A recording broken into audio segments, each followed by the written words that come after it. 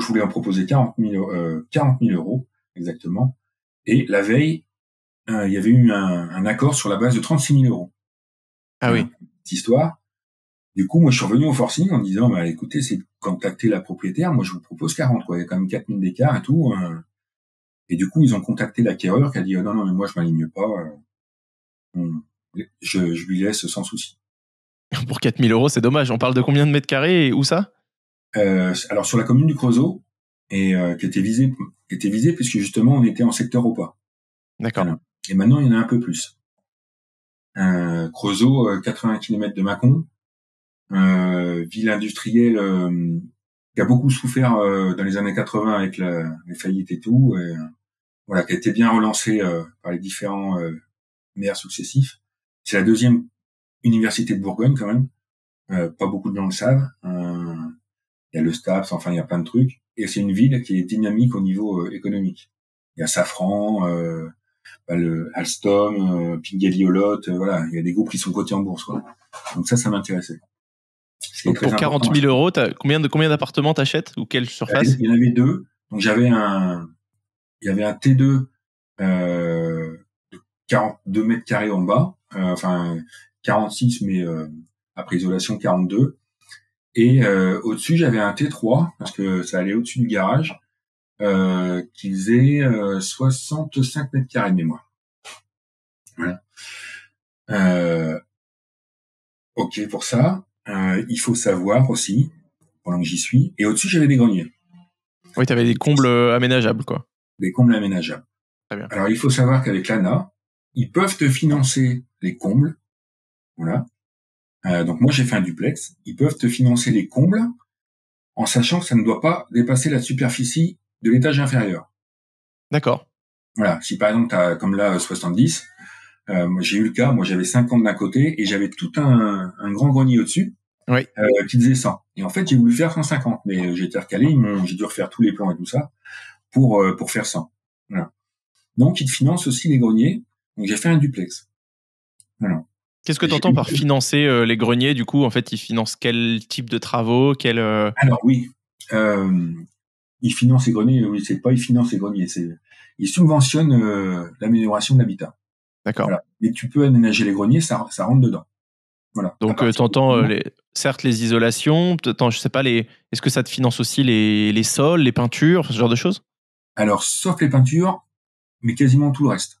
Ok. Il y a les sols, la couverture, la façade, les ouvertures, le double vitrage, la chaudière à condensation, les appareils sanitaires, le carrelage, la faïence. D'accord. Ouais, ça fait une grosse partie de l'enveloppe travaux, quoi. Oui, voilà. Et c'est à hauteur de, du coup, combien de pourcents du prix des travaux que tu vas mettre? Alors ça dépend. Ça dépend. Il y a plein de petites astuces. Il faut savoir que normalement, je crois de mémoire, l'ANA s'arrête à 80 mètres carrés subventionnable. D'accord. Quand on fait du social ou du très social. Et on peut pas louer, si tu as vraiment un grand appartement, on peut pas louer plus de 120 mètres carrés. Enfin, tu peux louer 150 mètres carrés, mais ça va s'arrêter à 120. Sur les aides? Non, pas sur les aides, sur la location. C'est-à-dire que si tu as 5 euros, par exemple, du mètre carré, 5 euros fois 120, tu as 600 euros de loyer. Même si ton appartement fait 200 mètres carrés. Ça s'arrête à ce niveau-là. Pour les engagements que tu prends avec l'ANA. Ok, donc si j'essaye de résumer un peu pour les auditeurs, on a l'ANA qui va... toi, tu achètes un bâtiment qui a besoin de rénovation. Ils vont te subventionner une partie des travaux de rénovation énergétique avant tout. Tout à fait. Et en contrepartie, toi, tu vas respecter des loyers maximum plafonnés qui sont relativement bas et qui sont calculés au mètre carré. Tu as tout compris. C'est exactement ça. Alors, tu as différents engagements. Déjà, il faut louer pendant 9 ans. Voilà. Après, tu as deux types de loyers. Tu as le loyer social et le loyer très social. Il y a très peu de différence entre les deux. Alors, si t'as pas beaucoup de travaux, il vaut mieux faire un loyer social. Parce que t'as moins de subventions avec un loyer social qu'avec un loyer très social. D'accord. Donc, en fait, c'est une règle mathématique. Par contre, si tu as beaucoup de travaux, tu as plus de subventions, comme mon cas là. Par contre, tu loues un peu moins cher. Ok. Si on prend les chiffres de ce petit immeuble, du coup, donc tu as dit 40 mètres carrés rez-de-chaussée, 60 mètres carrés, 65 mètres carrés plus les combles. Combien tu as eu de travaux et combien tu loues si tu me donnes des chiffres? Je te dis ça tout de suite, je finis. Pardon. Oui, parce que t'as des impératifs. Il faut que ça soit la résidence principale du locataire. D'accord. Il faut que son avis d'imposition soit inférieur à son avis d'imposition, son indice de sur la feuille d'impôt là. L'indice fiscal de référence, pardon, l'IFR, soit inférieur à certains critères, donc en fonction des zones et en fonction du type de loyer, si c'est social ou très social. Voilà. Et il faut que ça soit une habitation nue, non meublée. Je crois que j'ai résumé à peu près Très bien. les obligations que tu t'engages à faire avec l'ANA pendant 9 ans.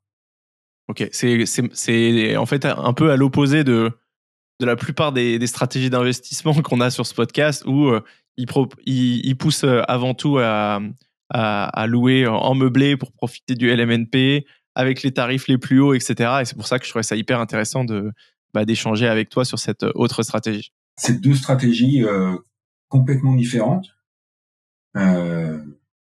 Et je vais en donner l'exemple là, avec ce que tu m'as demandé, les chiffres. Donc, le petit immeuble, j'ai dit l'achat, on était à 40 000 d'achat. J'ai fait pas mal de travaux. J'ai fait 163 000 euros de travaux. Ok. C'est 4 fois le prix de l'immeuble. Ouais. Par contre, c'est bien. Il y a cuisine équipée. Enfin, voilà, il y a de la faïence partout. Il y a douche et pour le duplex, il y a douche et baignoire. Voilà, c'est du standing déjà, malgré que ça soit du très social. Parce que pour moi, un très social n'a rien à voir avec cas sociaux. Hein. Et beaucoup de gens, malheureusement, font pas la différence. Voilà. Et quand je vais te dire les locataires que j'ai, c'est pas des cas sociaux, quoi. Voilà. J'ai rien contre les cas sociaux, mais voilà. Non, mais c'est important parce que c'est un peu les risques qu'on peut voir dans ce type de stratégie. Tout à fait, c'est ce qui fait peur en fait.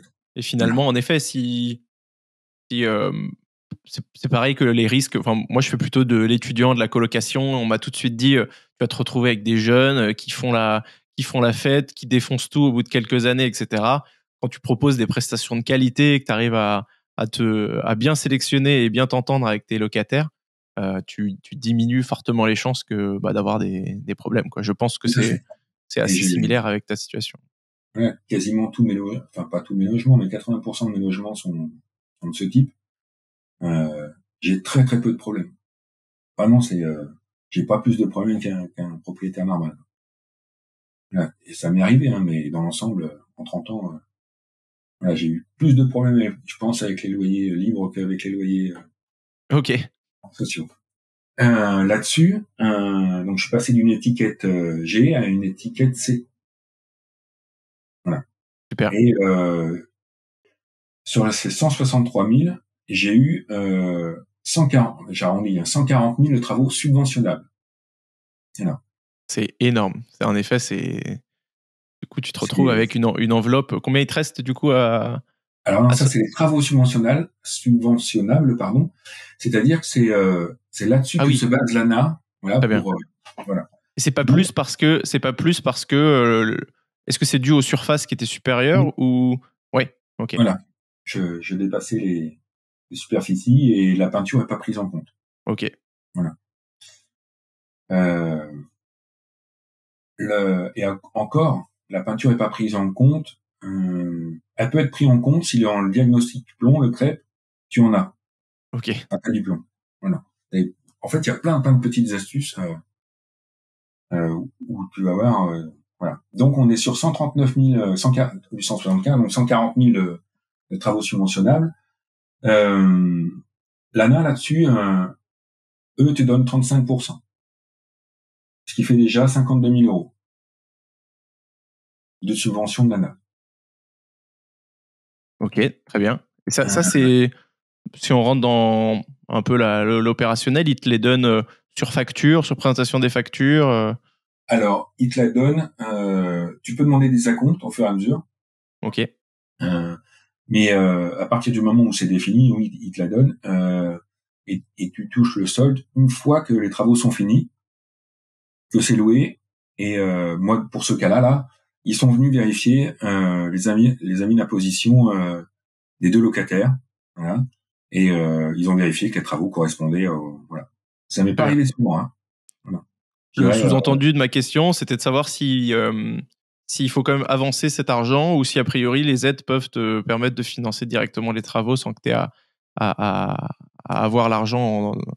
Alors les deux, si tu joues bien et que tu fais un montage très précis, tu peux demander avec les acomptes à un espèce de, tu vois, je sais pas comment on peut appeler ça. Échéancier ou. Ouais, c'est ça, ouais.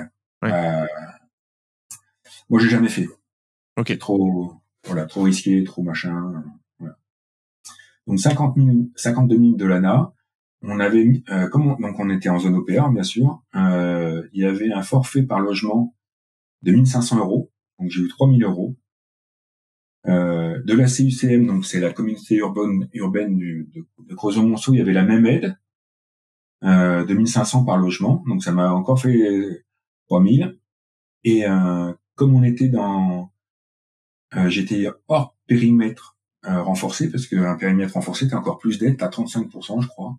Là, j'étais hors périmètre renforcé, donc j'avais que 25% des travaux subventionnables, entre guillemets, j'avais quand même 35 000. Et le conseil départemental, a donné une aide de 5% sur ces travaux subventionnables. Donc, je suis arrivé à un total d'aide de 96 667 €.